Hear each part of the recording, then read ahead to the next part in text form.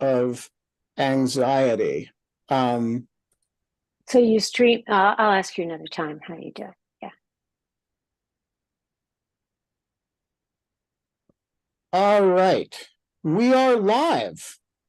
It is Monday, November 20th, 5 o'clock p.m. Eastern Time, which is midnight Finland time for those who are joining us from Finland.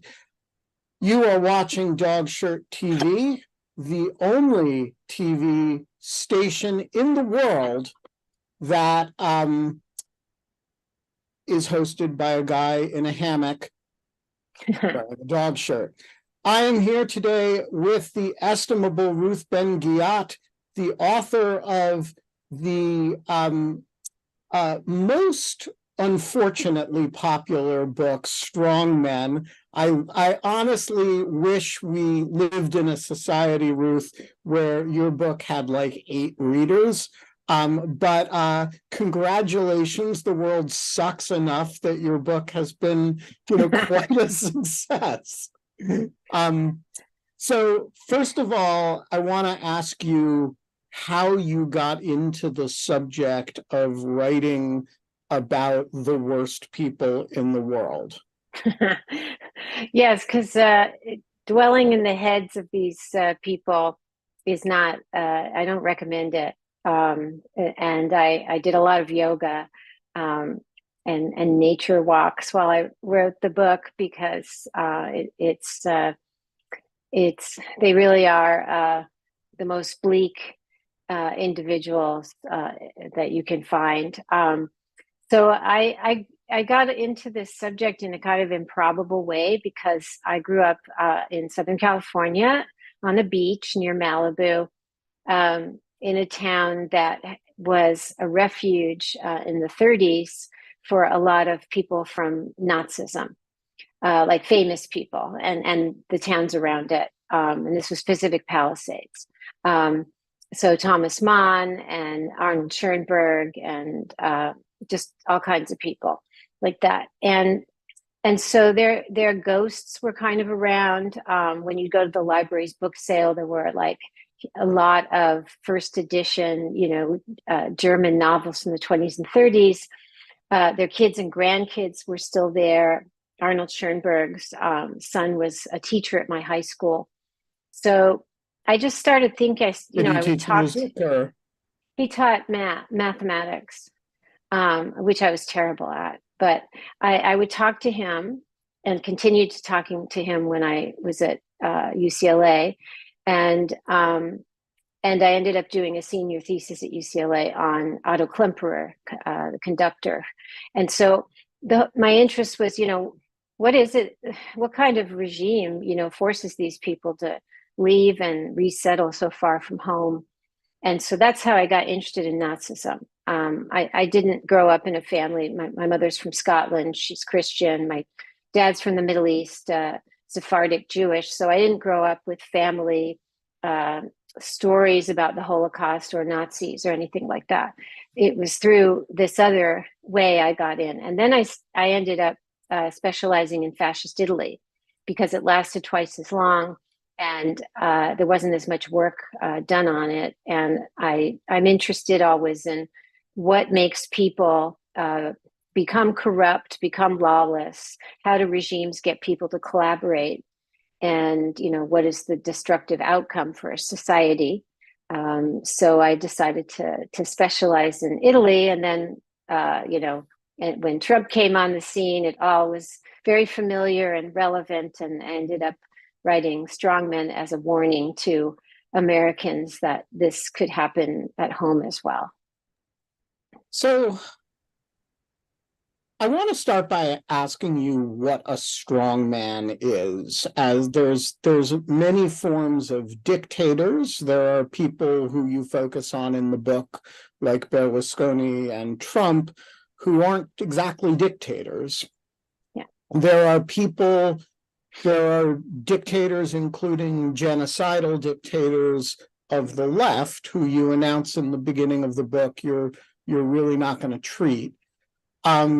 And so what is the fundamental definition that you're working with as a strong man of the type that the book explores? So first of all, because I do get irritated emails from people who don't find Castro or Chavez in the book and think it's because I'm biased in some way Yeah, or note that I'm not irritated at all. I'm just trying to be no, precise. exactly. No, I'm just, this is the context. I, what I didn't find on the market, so to speak, which I thought was most relevant to our situation in America, was a history of of fascism, and then what happens after fascism dies, flames out on the right. And so I decided to do a history of right wing, authoritarians. So I have three sections: the fascist years, right wing military coups, and I focus on Chile, and then what I call the new authoritarians. So, and they include former communists like Orban and especially Putin, who's a protagonist, to then become, close to fascists. And Trump is in the book. I decided not to, had I also put Stalin and everybody else on the left, that would have been a different book. And that wasn't the book that I wanted to write. So that's it. So Strongmen is my formulation. It's not my word. It's a word that's very common, but I'm using it to denote leaders who use this authoritarian playbook, and I isolate these tools of propaganda, a greater bringing the nation to greatness. So the myth of national greatness, a corruption, very important, violence, and machismo. So the strongmen, the people I decided to focus on were people who use their masculinity or machismo allied with corruption and violence as part of their playbook. And it's the first book to elevate masculinity, this kind of toxic blend, to a tool of rule, and to show that it's not, we can laugh when Putin has his shirt off or whatever, but it's deadly serious. And so I really, I analyze it in that framework. So that's how I consider the strongmen. Yeah, just I have long taken Putin's displays of toxic masculinity seriously, but in a kind of joking fashion. In Yeah. 2015, beating Elon to the punch by 8 years, by the way, I challenged Putin in public to a fight. And relatively shortly thereafter was warned by the FBI that I needed to batten down my electronic hatchets because I was being targeted by a foreign cybersecurity bad actor, which they did not name. He takes his masculinity extremely seriously. Mm-hmm. And so your conception of the strong man, it seems to me, includes, but not all of it necessarily. For example, um, it includes somebody like Franco, but not somebody, for example, like Salazar in Portugal, who was not a kind of obsessed, as far as I know anyway, obsessively masculinist, or it sort of front rows the freak quality of some of these people. Duterte, yes, but less so Ferdinand Marcos. Is that fair? I mean, that's not how I chose. The freakiest ones is not how that was not part of my criteria. And Franco, for example, he is not really in the masculinity chapter because he was very he had a very high squeaky voice. He was not charismatic at all. And he's kind of styled himself as the grandfather eventually, like a kindly grandfather, and of course, obliterated any mention of his mass violence. And he's gotten a pass in history, so I explain that. But one of the goals in the book, I thought it was time to look back over 100 years of authoritarianism. And so the 3 sections are showing how it changes. And, so we still have, of course, have one-party states, especially in communist countries. But today things work differently. And you can have a Berlusconi or a Trump who don't need a one-party state. They control, in Berlusconi's case, he controlled the media, and he used his networks. He owned all the private networks in Italy when he was prime minister, and he used his networks to kind of dispense 24/7 drip of extreme misogyny, and constantly joked in demeaning ways as head of state. Used official occasions to demean women. And the UN, by the end of his last term in office, the UN actually issued, the Office of Discrimination Against Women and Gender, issued an official report warning that, Italy was like a dangerous place for women, because domestic violence was up and all kinds of gender-based crimes were up.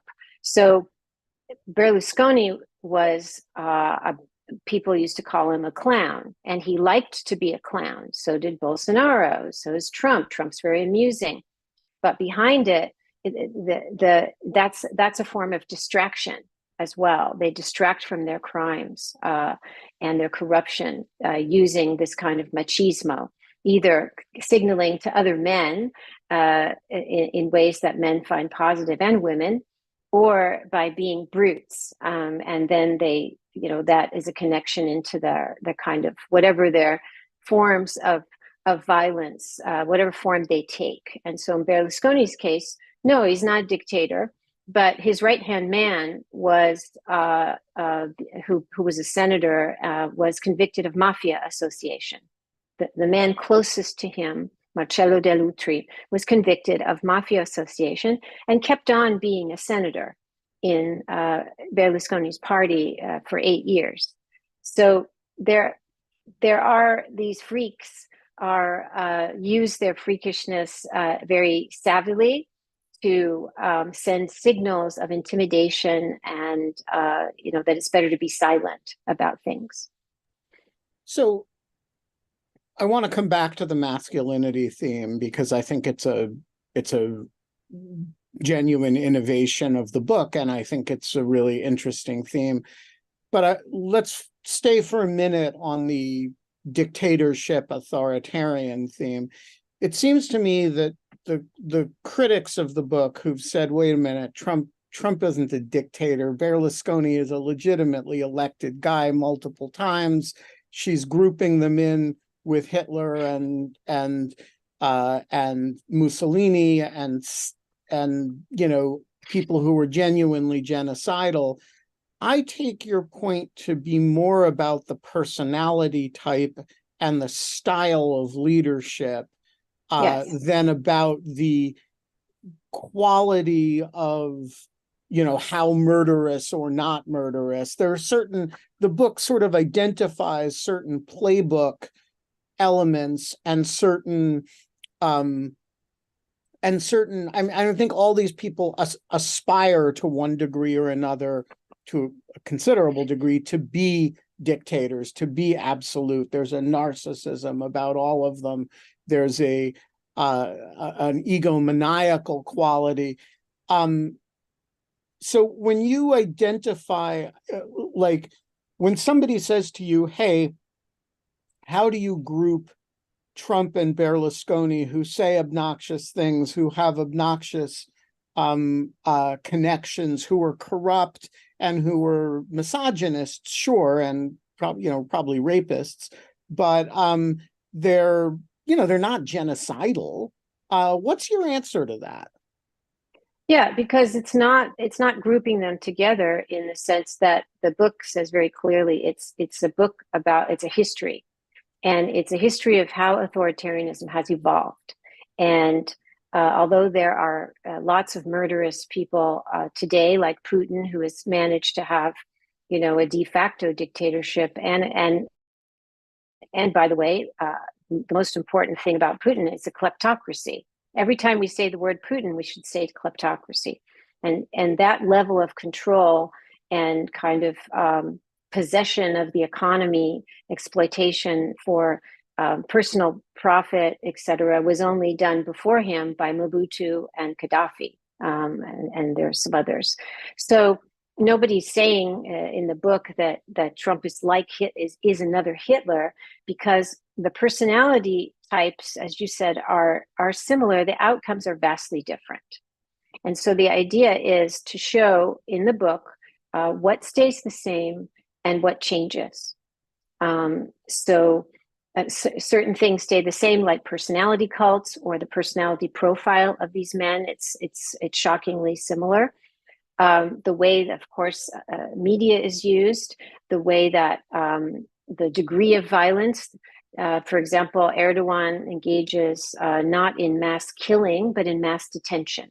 That's what Trumpistan 2.0 wants to do, as they just announced, huge deportations, millions of people penned up. Erdogan also uses beatings, including at the Brookings, my home institution. Yes, he does.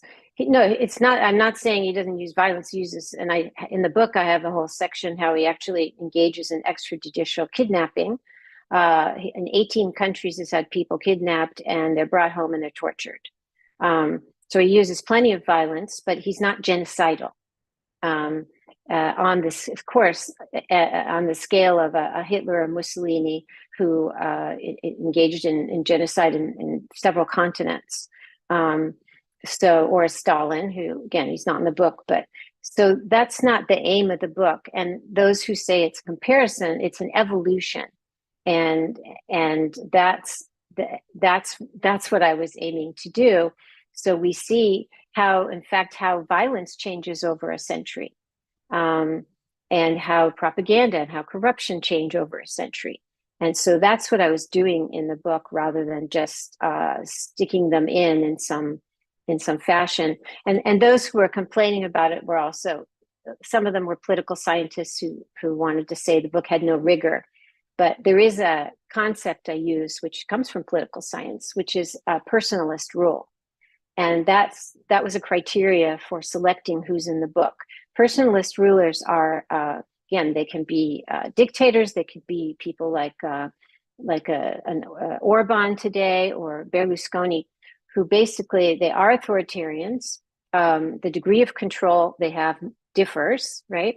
Some are not able or don't want to have a one-party state, but in all cases, they try to turn the mechanisms of government to accommodate their personal, financial, and legal needs.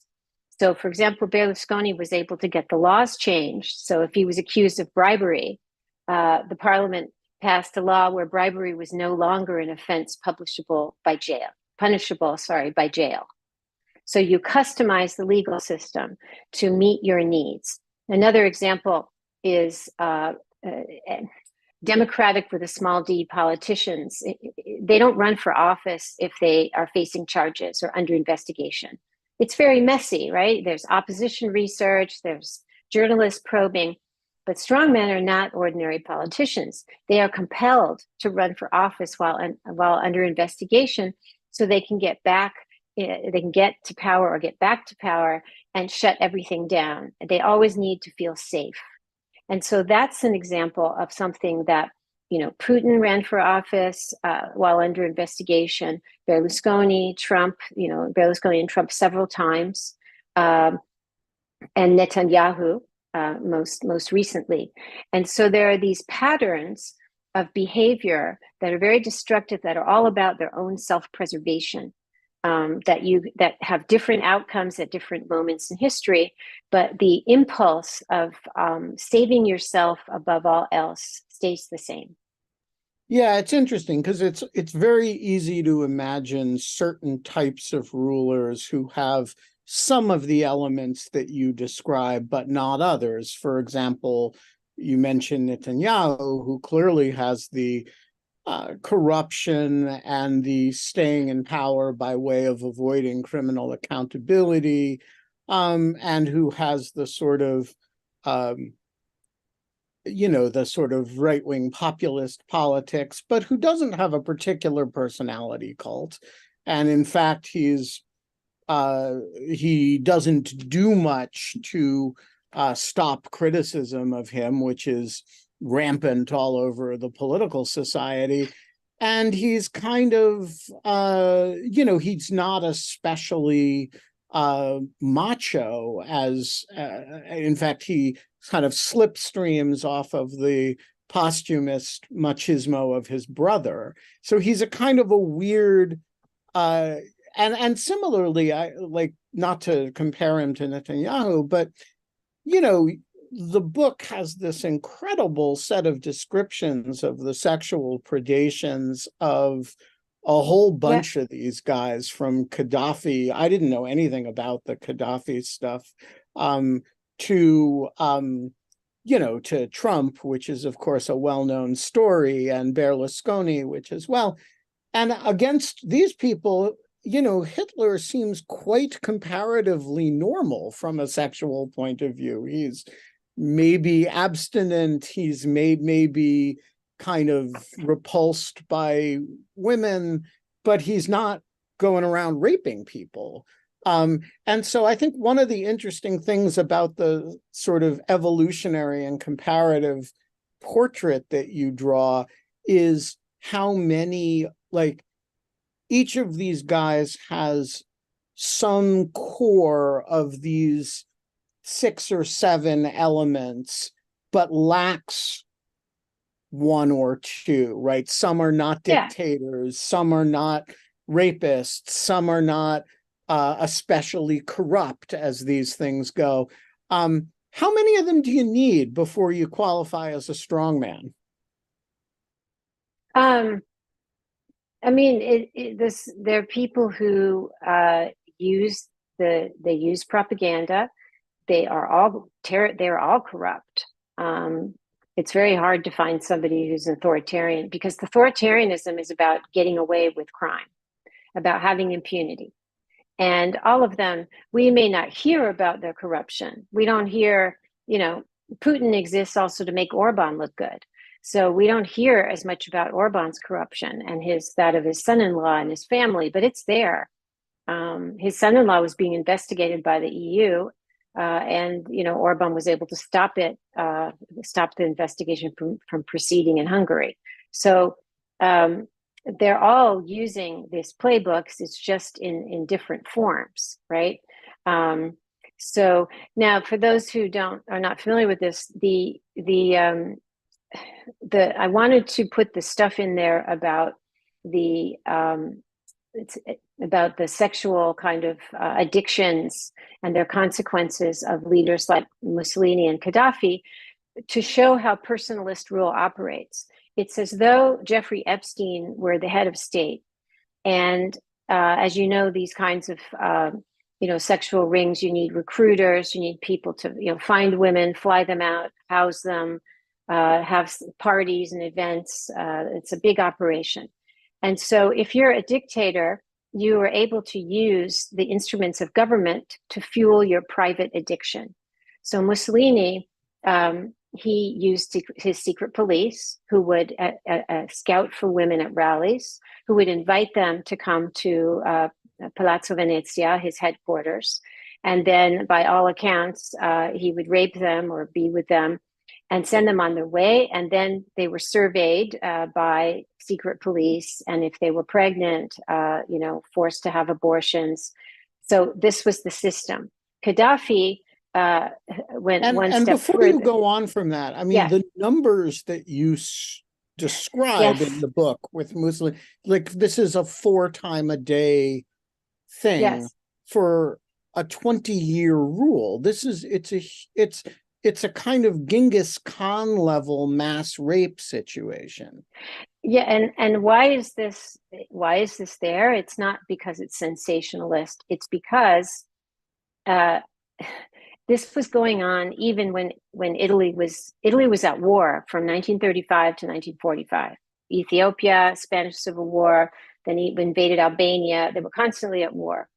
And Mussolini is engaging in these activities for several hours a day.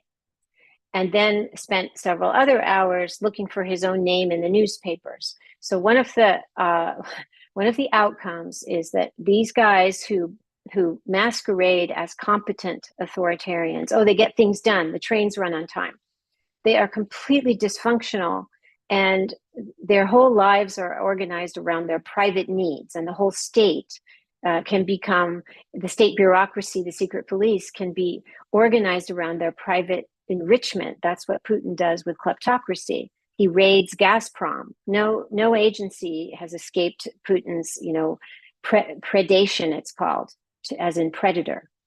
So authoritarianism is about putting controls on some people and allowing others, such as the leader and his circle, to have freedom to plunder the workforce, plunder the environment, plunder the economy, and plunder bodies. So that's why I decided to tell these stories. And it was not fun, especially as a female scholar, to write about this, but it's not known. And it is very insightful into how authoritarianism actually operates, and how dysfunctional it is. Without getting pruriently engaged in the subject, there's a similar account of Gaddafi that is, I had known he had a group of traveling nurses with him, and that there was something super icky about it, but I was really unaware of the magnitude of, and he was in power much longer, of course, than Mussolini. 42 years. Can you imagine? Power the year I was born.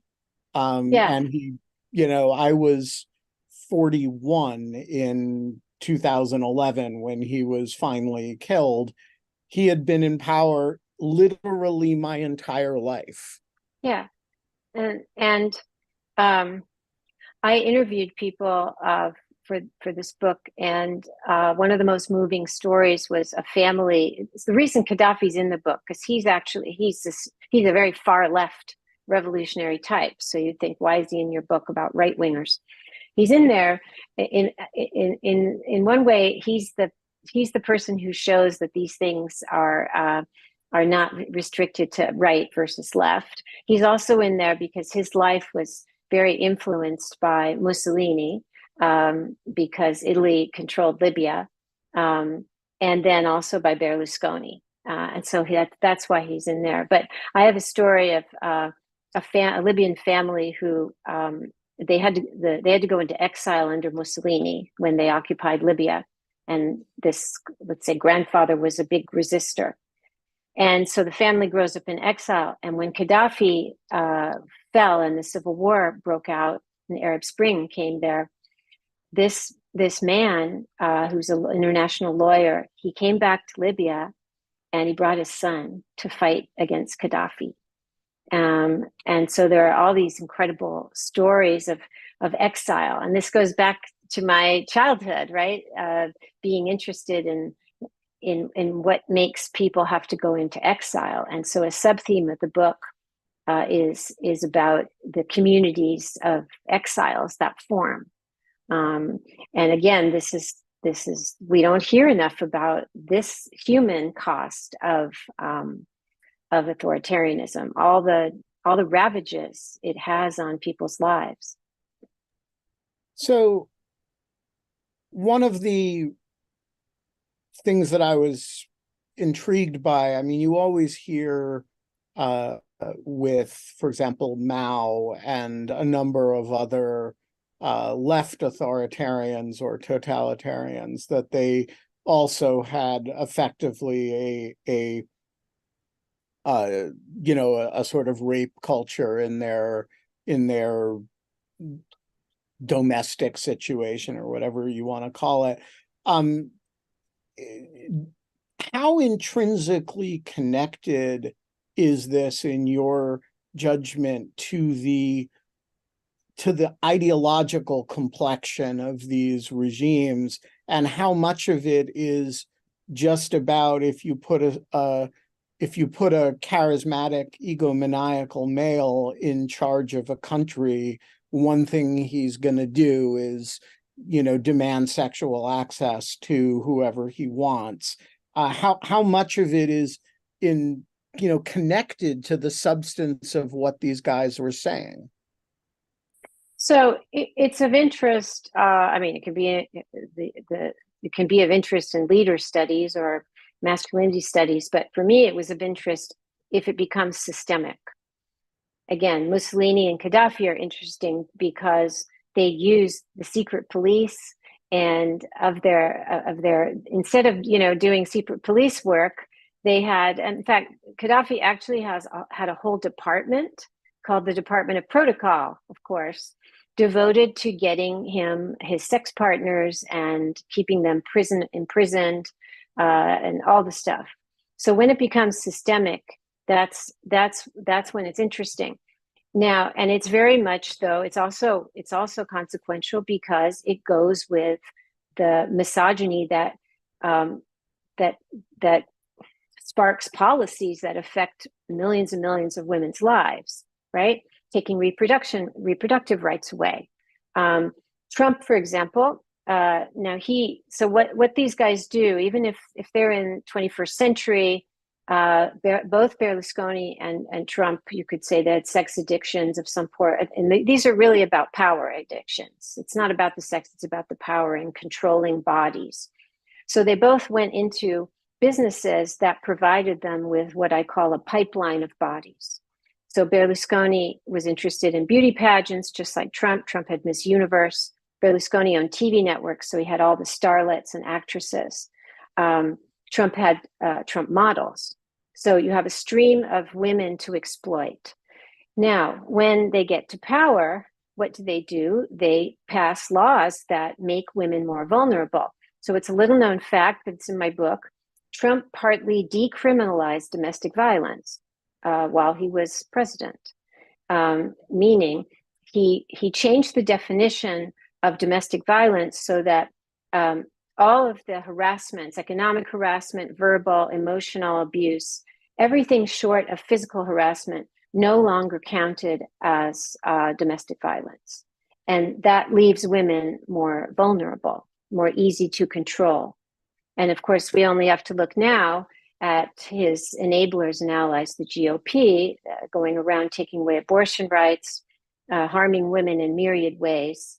And also Trump appointed many men, this is in my book too, it's continued in the GOP, defending sexual harassers, defending abusers, appointing men like Bannon and others who were known abusers. So you elevate a certain type of man, the brute, to positions of power to send a message to the culture that these are the values that you hold dear.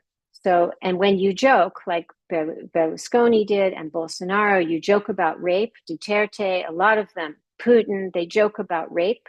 They're sending messages to people in their countries to say, we're going to look light upon this. And so thus the predator again. So that's why these things are in my book. And it's interesting you're asking me about them because this was the part of the book I actually expected from various quarters, including feminist critics, to be asked about when it first came out. And in a way, nobody wanted to touch it. So I've spoken very little about it. You're one of the first people who's going in depth about this subject with me, and the book's been out for several years. Yeah, it's interesting. I mean, there is a lot in this book that was familiar to me. I mean, there's a lot that wasn't. My knowledge of Chilean history is and Libyan history is not nearly as good as my knowledge of Italian and German and Spanish history. But and my knowledge of the Trump administration is, unfortunately, for my sins in life, really, really strong. I was aware that some of these people were pathological and really real rapists. I had no idea the scope and scale of either the Mussolini or the Gaddafi. I mean, it amounts to a kind of crime of mass violence if you amortize it over the number of years that it was happening. Yes.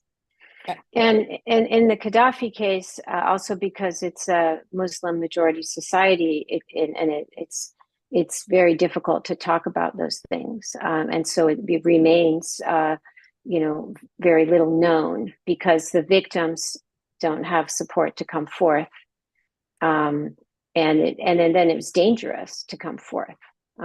So, as it can be in many circumstances, you don't have to have a 42-year-old old dictatorship.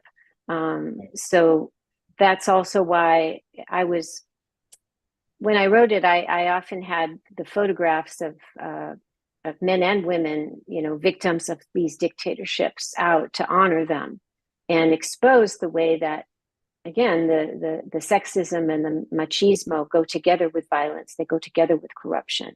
And so that's the playbook. And again, the outcomes are different in different countries, but the impulse to control everything and plunder, that is ingrained in this kind of personality. As well as one more point, this personalist rulers, they don't recognize, psychologically almost, they don't recognize boundaries between public and private. Everything is theirs. So when the documents scandal, crime was discovered, and we heard that Trump had classified documents in his bathroom at Mar-a-Lago, I was like, check, of course. And he's like, they're mine. Everything right. is theirs. They just don't, they just as they don't want any restrictions on their power, they don't want to be told that things are not theirs, because everything and everyone is an asset to bargain with, to have leverage, to blackmail with. This is part of the bleakness. That's how they see the world. Everything is in function of how can it benefit them? Every piece of paper, every body, every title, everything. So one of the things that you've just described in the bleakness of it, the bleakness is a two-sided coin, because, I've really been struck during the Trump era by just how relentlessly unappealing he is to me, and yet how relentlessly appealing he is to somewhere between 40 and 45% of the population. And I was struck by how well that point scales, across the group of people that you're describing. Mm-hmm. They're all relentlessly unappealing. And that's not just because you're describing them in a particularly hostile or unfriendly light. They're repulsive human beings. And that's cross-ideological, from Gaddafi to Mobutu to, Pinochet.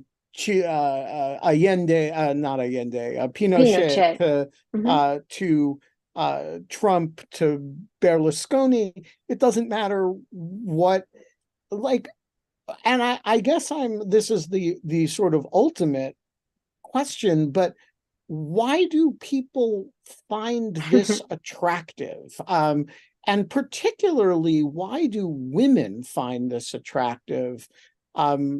It's so relentlessly bleak and unappealing. And that's before you get to the other side of the coin, which is the apparent self-loathing of and loneliness of the individuals in question. But let's bracket that for a minute.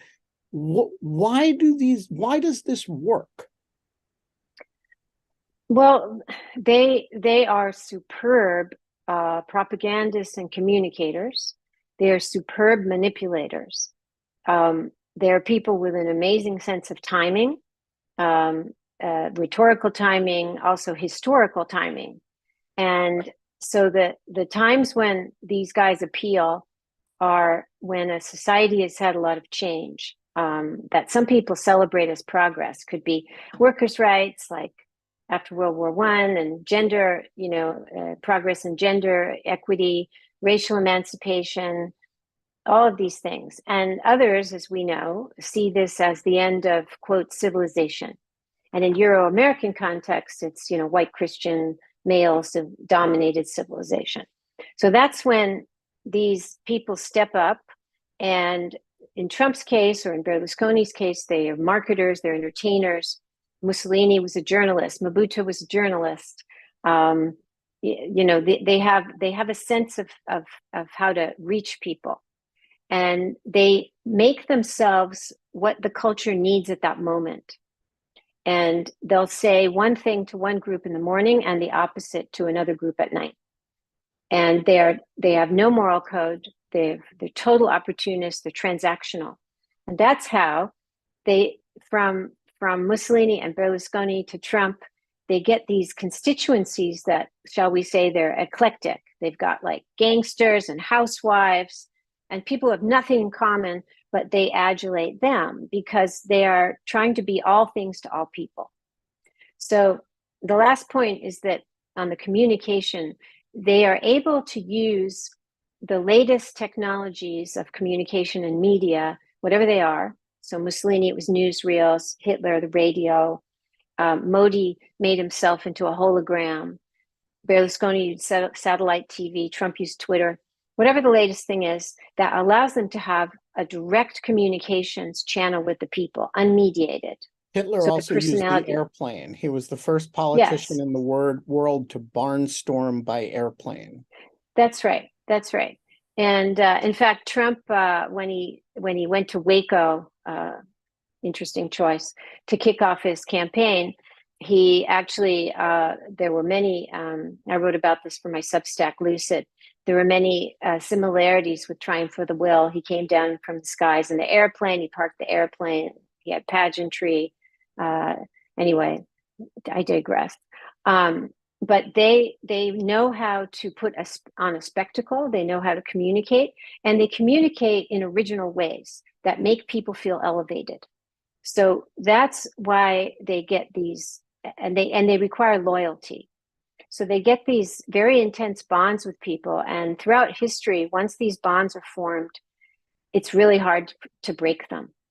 No matter what the guy does or says, the people are still there for him, and they feel protective of them. And the last thing I'll say is they're not just the brutes, the defenders of the nation, the strongmen, they're also the victims. And for women and men, but for women, this is a way in, because they're persecuted by the deep state, or you know what, the witch hunt thing. Guess who used witch hunt? That term. Mussolini, Erdogan, Orban sometimes, Berlusconi all the time, and Trump. So these are not original slogans. They're all using them. And so they are persecuted, they're victims. And so there's lots of quotes of people go to Trump rallies and interview Trump followers, and women will say, he's been through so much. We have to help him. We have to be there for him. So that victimhood thing is extremely convincing. So that's the charm and the seduction of these guys. They're the heroes and they're the victims.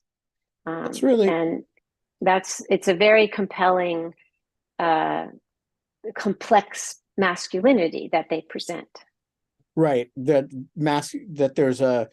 there's always the threat that your hero with the bare chest who's holding a rock over his head is not going to prevail, because the ants that are pecking at him, ants don't peck, but the little beasts that are pecking at him are so numerous and they're so evil that they might prevail over him despite his perfection. And so, but let me ask you, you've just listed a bunch of things about these people that aren't original. Mm-hmm. And of course, the most famous thing about Trump that isn't original is America First, which is, not just was horrible and corrupt and fascist the first time too. Do they have elements of originality? Mussolini is probably a bad example of this because he's the first of them. He kind of created the paradigm, but do each of them bring something new to the table, or are they just a rehash of the same 5 tired themes warmed over for their particular constituents? No, they each do. They recycle things. This is often unconsciously because they have similar personalities. They think in similar ways. They're not like Trump isn't reading a book. Now Hitler studied Mussolini intensely, and Mussolini just doesn't get. He gets a short shrift because everybody focuses on Hitler, but Mussolini was a he wasn't a mentor to Hitler because actually he thought Hitler was such a loser Right. that Hitler was bombarding him with requests for autographed photos throughout the whole 20s. And Mussolini was like, who is this person? You know, but Hitler even had a bust of Mussolini on his desk, and other Nazis were ridiculing him because he was so in love with Mussolini. And more seriously, he learned from him. He learned a lot from his successes and tried to emulate them. So there are imitations, and Trump And of course, watches very he also carefully. had a very deep imitation of Stalin, though he never Yeah, acknowledged it. That yes, he that did. fundamental relationship between the party and the state Yes. is kind of lifted directly from the Stalinist iteration of Leninism and kind of merged with Mussolini, um, all of which is quite well developed by 1933. Yeah, and then these are, like per Hannah Arendt and other critics, the Hitler and the Stalin, these were the two totalitarian, nations of their time because of the relation of the party and the state. So yes, the borrowings cross ideological boundaries. So today, Putin's a kind of a right-wing fascist type, and then he's very close with Xi, and Trump is adulating both of them, mentioning both of them constantly as models for leadership. So they watch each other. The main thing they watch is what each other is getting away with. To go back to their venal plunderer character. So when Mussolini didn't really pay much price for invading Ethiopia, which was a League of Nations member, this really encouraged Hitler to speed up his timeline. Obviously, Xi is watching what Putin is doing, and they all monitor each other. They pay special attention to how they end up, and so there's actually an interesting chain of paranoia and anxiety where when Saddam Hussein met a bad end very publicly, Gaddafi got like very worried that he was next because he was, listed as a terrorist, and so he did this like cosmetic liberalization of his state to try and avoid, being invaded. And then he met a terrible end, recorded on cell phone, the same as Saddam. He was in a hole of the ground, and he was taken out. And really similar to Mussolini too. Yes, similar. Well, Hitler and Mussolini died a day apart, and Hitler watched what happened to Mussolini, who was, shot and then strung up. And he added to his testament that he did not want his body to become a spectacle. So it should be cremated. So he was very influenced by what happened, the horror and the shame of what happened to Mussolini. So they watch each other in that way. But just to end my cycle, so then Gaddafi ends, in an awful way publicly. Who's watching that? Putin.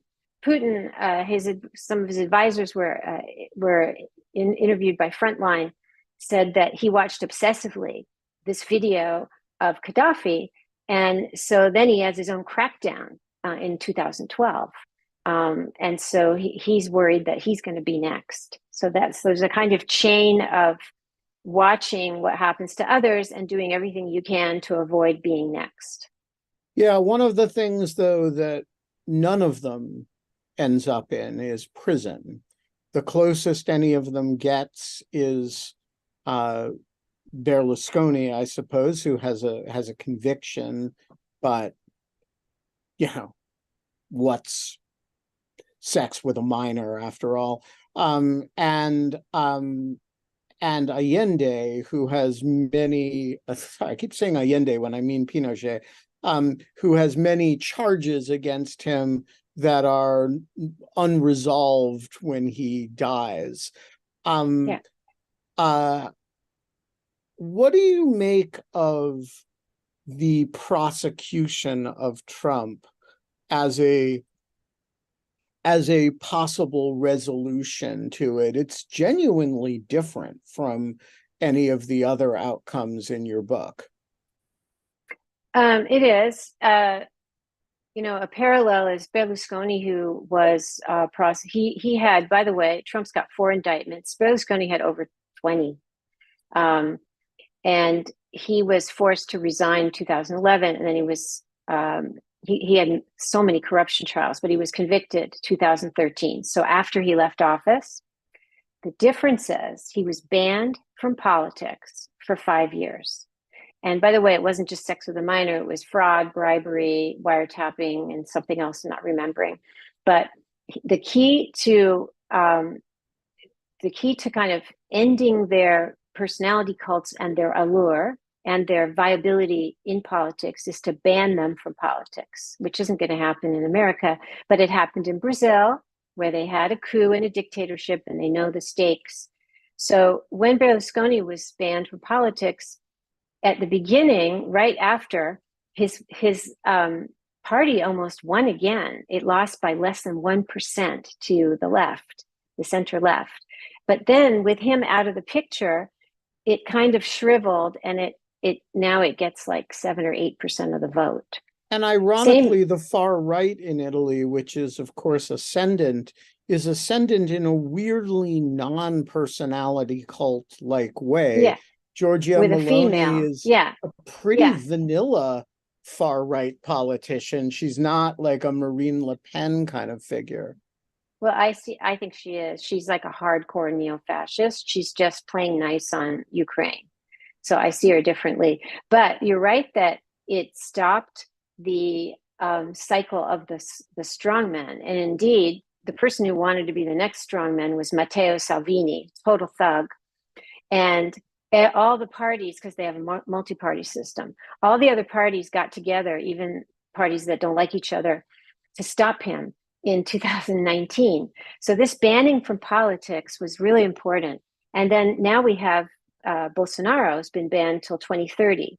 So this is what you need to do, because these people are not only, once they get into the political system, they change everything. Look how Trump has changed the party and the GOP systemically. He's done so much, and now he might come back.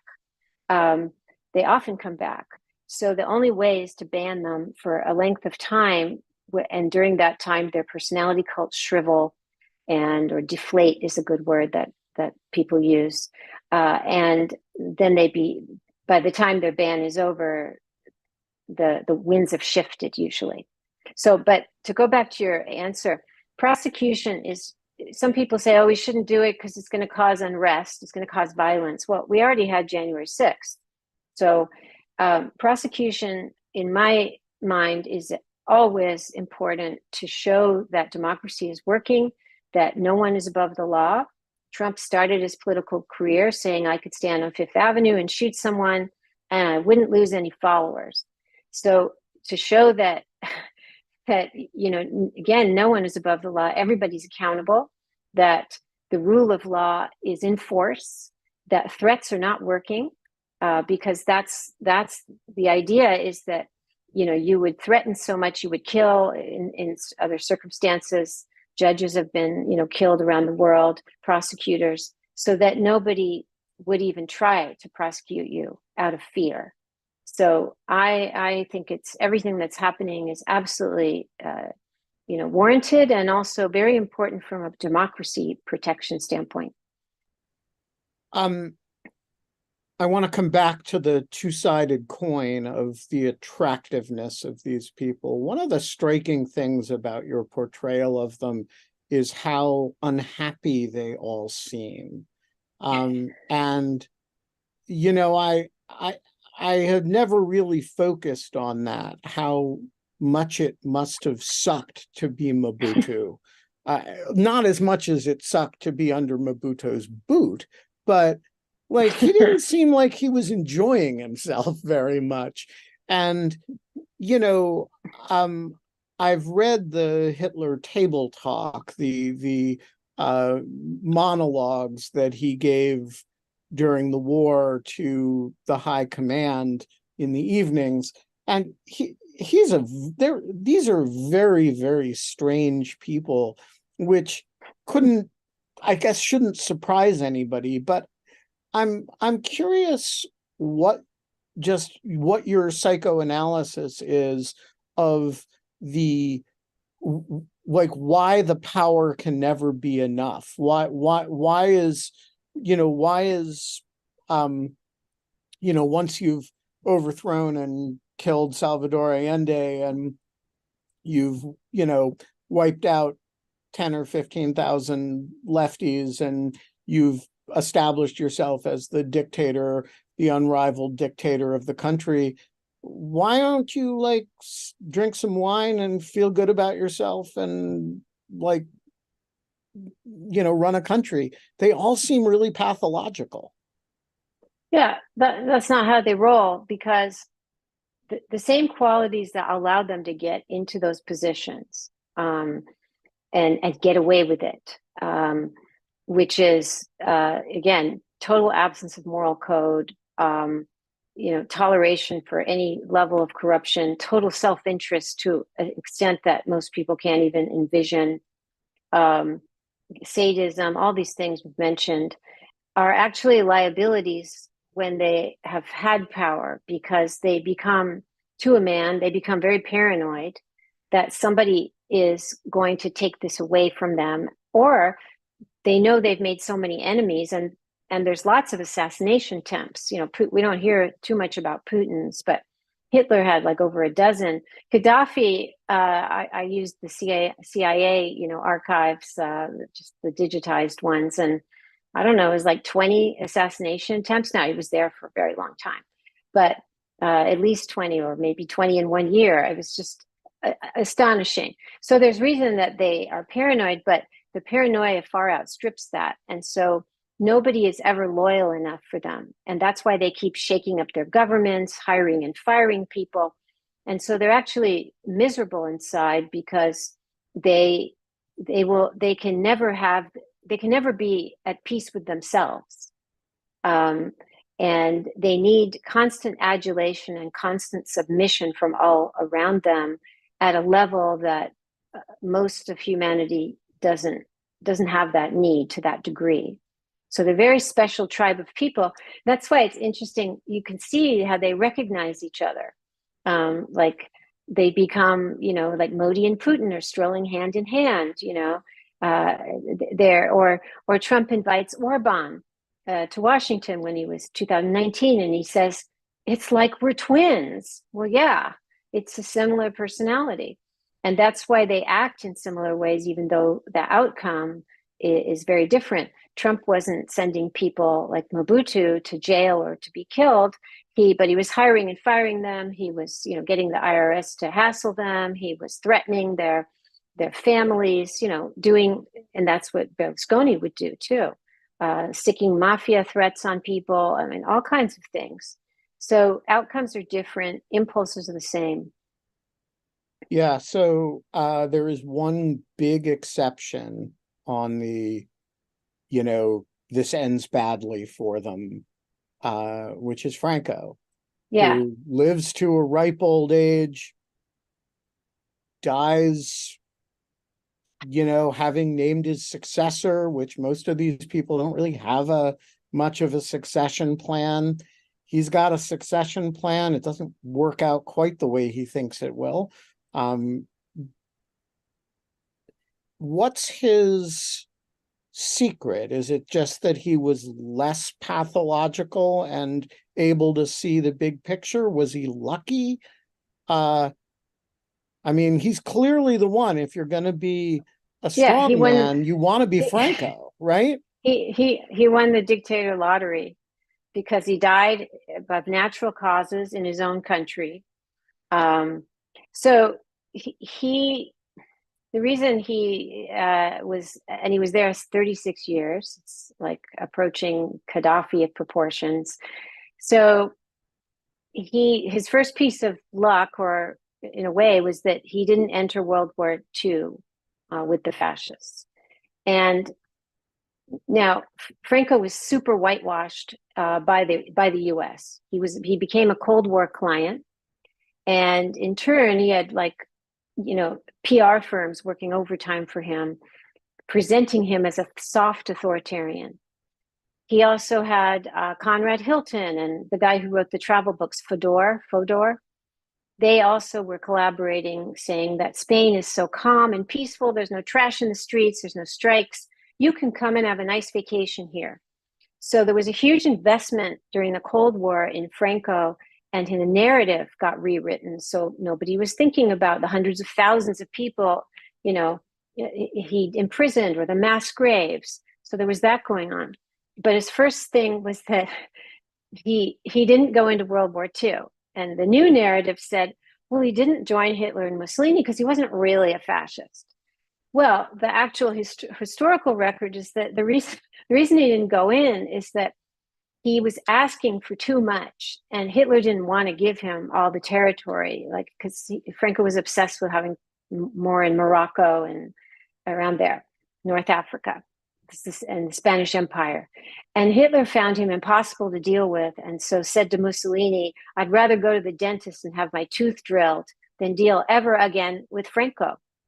And so Franco was too intransigent for Hitler, so he did not go into World War II. So thus he did not meet the end of his fellow fascists, and he went on this other path. And then he got whitewashed and praised, and he became one of a number of useful right-wing dictators during the Cold War. But he had legions of PR people working. The only person who surpassed him for that was Pinochet, where you had, because the U.S. was in on the coup.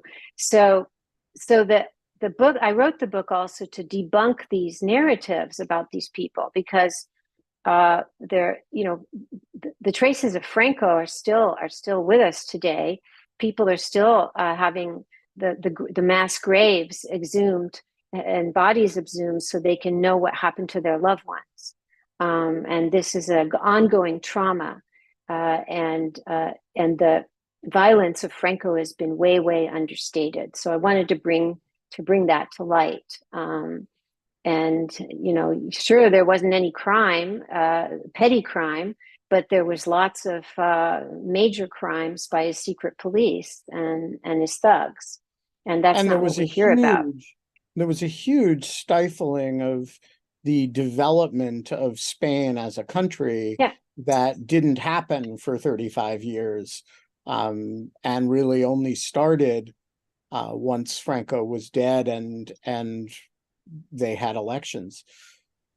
We are going to... Oh, sorry, go ahead. No, it's okay. I was going to mention something about Opus Dei. Please do.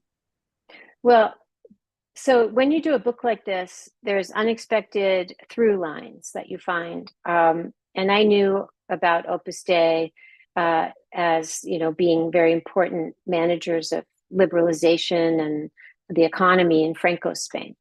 And then Opus Dei surfaces majorly important in Chile, which became under Pinochet a laboratory of neoliberalism, right? Because of the Chicago boys and that kind of, we know that story. Then we find, though, Opus Dei in Berlusconi's Italy. And the same man I mentioned, who was the right hand of the mafia for Berlusconi, was also his right hand for Opus Dei. And so, to my surprise, here I am focusing on, I'm writing it while Trumpistan 1.0 is going on. In Trump's inner circle, numerous people adjacent or members of Opus Dei, William Barr, Larry Kudlow, Pat Cipollone, Roger Severino, who's now in Trump 2025. So that's an interesting through line as well. And what do you take from that?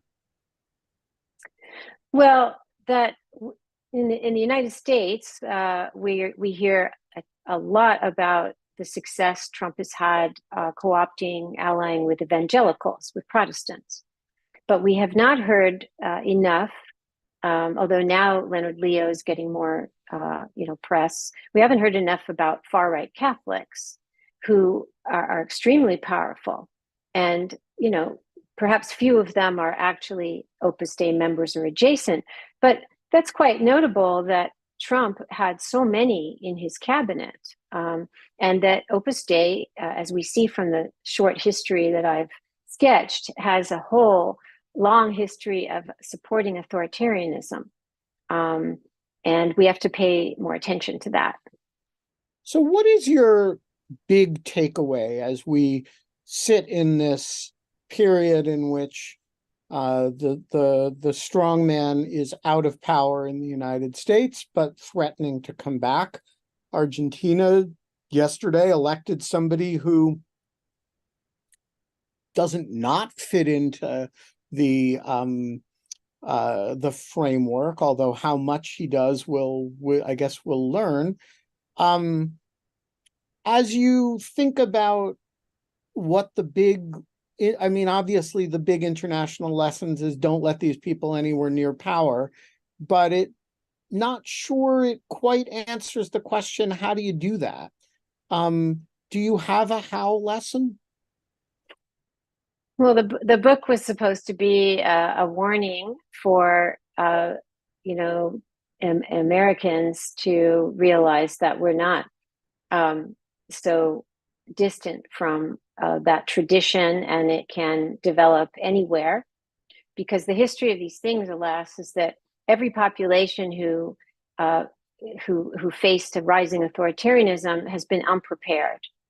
So the Germans, Germany in the 20s and before Hitler came was not only one of the most advanced in the world for science, technology, engineering, medicine, graphic design, arts, center of gay life, everything. And so people it didn't quite compute that this crazy, ranter who's on the fringe would actually appeal to people. And so it has been repeatedly. And one of the saddest things is, even when there's a coup where there isn't that buildup, you don't have Duterte and a Trump saying, I'm going to be violent, I'm going to shoot people, I'm going to throw people out of helicopters. So that even when you don't have those warnings, the Christian Democrats, who were like the conservatives in Chile, after the coup, they actually thought that Pinochet was going to restore order and then give power back to them. That's how in denial or obtuse they were. And so there's this recurring obtuseness or unwillingness to see. And we're in the center of this now in America, where people, Trump is telling, the Trumpers are saying very clearly what they're going to do. And he's using, fascist language, calling people vermin. And yet some people are still thinking that this is just bluster. And that's just not how it works. That's not true.